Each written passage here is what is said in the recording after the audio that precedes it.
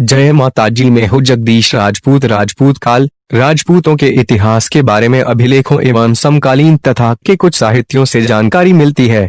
अभिलेखों में ग्वालियर एवं मैहौल अभिलेख तथा साहित्य में नयचंद्र सूरि का हमीर महाकाव्य, पद्मगुप्त का नवसाहसांक चरित, हलायुद्ध की पिंगलसूत्र वृत्ति, कुमारपाल चरित, वर्ण रत्नाकर एवं पृथ्वीराज रासो आदि प्रमुख है। राजपूत का अर्थ राजपूत शब्द संस्कृत के राजपुत्र का अपभ्रंश है। सामान्यतः इसका अर्थ होता है राजा का पुत्र या शाही परिवार के किसी व्यक्ति का राजपुत्र। संभवतः प्राचीन काल में इस शब्द का प्रयोग किसी जाति के रूप में न करके राज परिवार के सदस्यों के लिए किया जाता था, पर हर्ष की मृत्यु के बाद राजपूत या राजपुत्र शब्द का प्रयोग जाति के रूप में होने लगा। राजपूतों की उत्पत्ति। इन राजपूत वंशों की उत्पत्ति के विषय में विद्वानों के दो मत प्रचलित हैं। एक का मानना है कि राजपूतों की उत्पत्ति विदेशी है, जबकि दूसरे का मानना है कि राजपूतों की उत्पत्ति भारतीय है। हर्षवर्धन की मृत्यु के उपरांत जिन महान शक्तियों का उदय हुआ था, उनमें अधिकांश राजपूत वर्ग के अंतर्गत ही आते थे। जेन टोड ने 12वीं शताब्दी के उत्तर भारत के इतिहास को राजपूत काल भी कहा है। कुछ इतिहासकारों ने प्राचीन काल एवं मध्यकाल को संधि काल भी कहा है। इस काल के महत्वपूर्ण राजपूत वंशों में राष्ट्रकूट वंश, चालुक्य वंश, चौहान वंश, चंदेल वंश, परमार वंश एवं गहरवाल वंश आदि आते हैं। बंगाल पर पहले पाल वंश का अधिकार था, बाद में सेन वंश का अधिकार हुआ। उत्तरकालीन पाल शासकों में सबसे महत्वपूर्ण महिपाल था, जिसने उत्तरी भारत में महमूद गजनवी के आक्रमण के समय करीब 50 वर्षों तक राज किया। इस काल में उसने अपने राज्य का विस्तार बंगाल के अलावा बिहार में भी किया। उसने कई नगरों का निर्माण किया तथा कई पुराने धार्मिक भवनों की मरम्मत करवाई, जिनमें से कुछ नालंदा तथा बनारस में थे। उसकी मृत्यु के बाद कनौज के गहरवालों ने बिहार से धीरे धीरे पालों के अधिकार को समाप्त कर दिया और बनारस को अपनी दूसरी राजधानी बनाया। इसी दौरान चौहान अपने साम्राज्य का विस्तार अजमेर से लेकर गुजरात की ओर कर रहे थे। वे दिल्ली और पंजाब की ओर भी बढ़ रहे थे। इस प्रयास में उन्हें गहरवालों का सामना करना पड़ा। इन्हीं आपसी संघर्षों के कारण राजपूत पंजाब से गजनवियों को बाहर निकालने में असफल रहे। उनकी कमजोरी का लाभ उठाकर गजनवियों ने उज्जैन पर भी आक्रमण किया। डॉक्टर गौरी शंकर ओझा राजपूतों की उत्पत्ति प्राचीन क्षत्रिय जाति से मानते हैं। राजत तरंगिणी में 36 क्षत्रिय कुलों का वर्णन मिलता है। कुछ विद्वान राजपूतों की उत्पत्ति अग्निकुंड से उत्पन्न बताते हैं।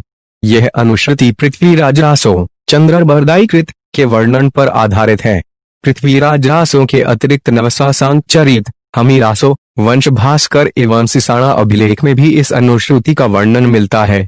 कथा का संक्षिप्त रूप इस प्रकार है। जब पृथ्वी दैत्यों के आतंक से आक्रांत हो गई, तब महर्षि वशिष्ठ ने दैत्यों के विनाश के लिए आबू पर्वत पर एक अग्निकुंड का निर्माण कर यज्ञ किया।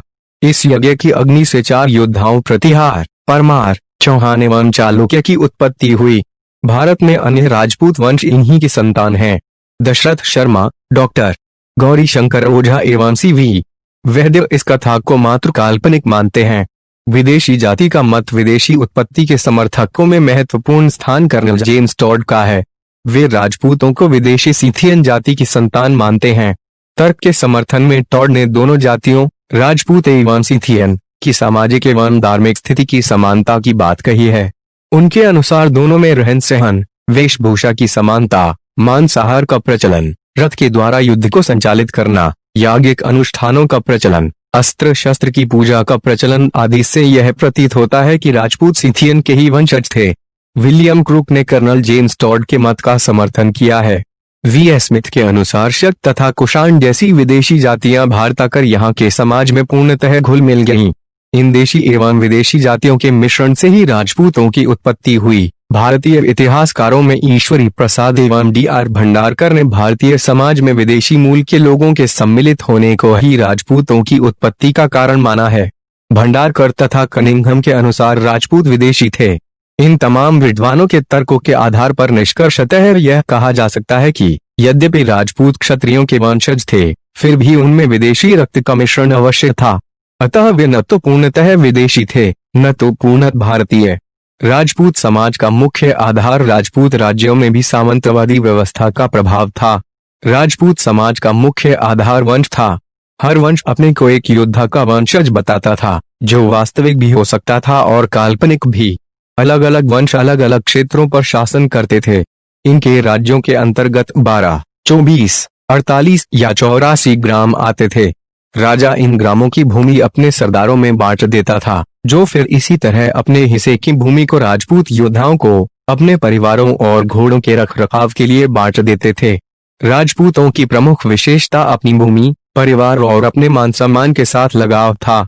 हर राजपूत राज्य का राजा अधिकतर अपने भाइयों की सहायता से शासन करता था। यद्यपि सारी भूमि पर राजा का ही अधिकार था, भूमि पर नियंत्रण को सम्मान की बात समझने के कारण विद्रोह अथवा उत्तराधिकारी के न होने जैसी विशेष स्थितियों में ही राजा जमीन वापस ले लेता था। अनुशासनहीनता राजपूतों की समाज व्यवस्था के लाभ भी थे और नुकसान भी। लाभ तो यह था कि राजपूतों में भाईचारे और समानता की भावना व्याप्त थी, पर दूसरी ओर इसी भावना के कारण उनमें अनुशासन लाना कठिन था। उनकी दूसरी कमजोरी आपसी संघर्ष था, जो पुश्तों तक चलता था, पर उनकी मूल कमजोरी यह थी कि वे अपने ही अलग गुट बनाते और दूसरों से श्रेष्ठ होने का दावा करते थे। वे भाईचारे की भावना में गैर राजपूतों को शामिल नहीं करते थे। इससे शासन करने वाले राजपूतों और आम जनता, जो अधिकतर राजपूत नहीं थी, के बीच अंतर बढ़ता गया।